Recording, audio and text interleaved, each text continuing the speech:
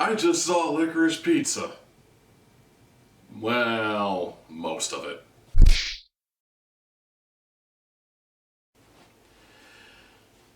It is important to preface that I saw most of Licorice Pizza because, ladies and gentlemen, something happened. Something that has never happened in the entire time I've been doing this YouTube channel, in the entire time I was doing the movie review blog prior to the YouTube channel. So an accumulated 3, maybe even 4 years at this point of doing movie reviews, whether they be in text or whether they be me sitting in front of a camera, not exactly centered or perfectly centered or out of focus or what have you. I'm still figuring this camera out. Give me a break. All the same, something happened that has never happened in the entire time I've been doing this. And that thing, I walked out of a movie theater in the middle of a movie, and I never came back. This is what will define Licorice Pizza for me. Licorice Pizza is the first time in my entire life I was so fucking bored at the movie theater that I actually got up, walked out, and never went back. I sat through the entirety of Meet the Spartans. I sat through the entirety of White Noise. I sat through the entirety of several horrible movies that I had no business sticking around for. But I sat through the entirety of them. I did not sit through the entirety of this one.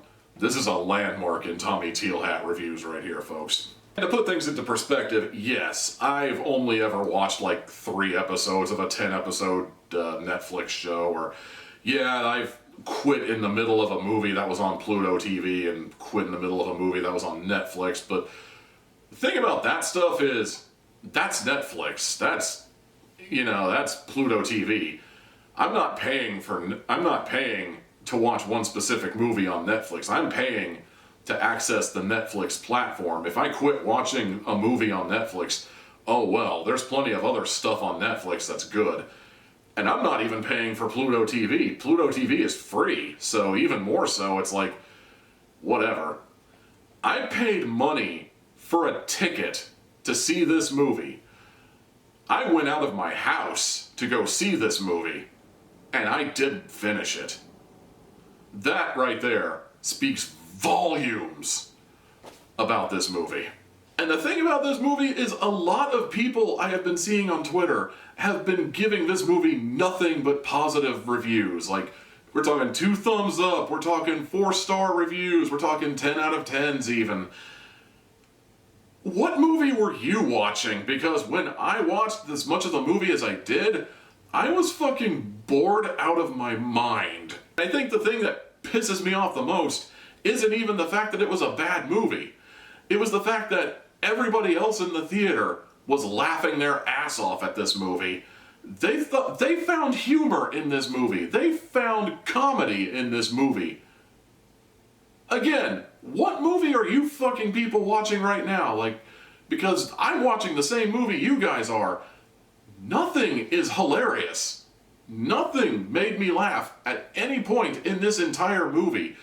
I'd give you a plot synopsis, except there's really not much of a plot. It's just, we start with a 15-year-old boy trying to pick up a 25-year-old woman, and frankly, I really hope nothing comes of that love story, because if it does, my immediate thought is somewhere along the lines of, I'm going to jail! So then it becomes the boy and his acting career, but it's not. Then the boy immediately goes into waterbed sales, and then the girl becomes an actor.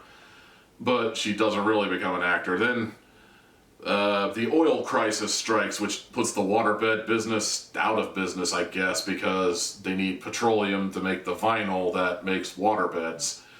And that's basically about as far into the movie as I got, because at that point, I was just done.